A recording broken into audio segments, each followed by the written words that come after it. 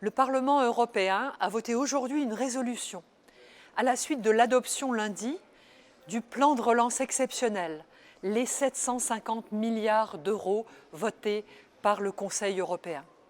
Avec cet accord, l'Europe s'est dotée d'un instrument de solidarité puissant, inédit, pour porter la reprise économique, investir dans des secteurs stratégiques et surtout sauver les emplois. On a coutume de dire que l'Europe progresse à l'occasion des crises. C'est particulièrement vrai avec la crise du coronavirus. Après des débuts hésitants, l'esprit de solidarité a finalement repris le dessus. Et je voudrais saluer l'initiative franco-allemande du président Emmanuel Macron et de la chancelière allemande Angela Merkel. Ils sont au socle de cet accord. C'est cela qui a permis la proposition de la Commission, puis l'accord de tous les chefs d'État.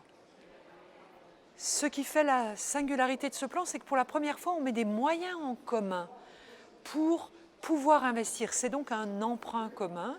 Nous serons bien sûr très vigilants sur la mise en œuvre de ce plan de relance, sur les MFF, les budgets des prochaines années également, sur la recherche de ressources supplémentaires, comme le mécanisme d'inclusion carbone aux frontières, qui est vertueux pour protéger la planète.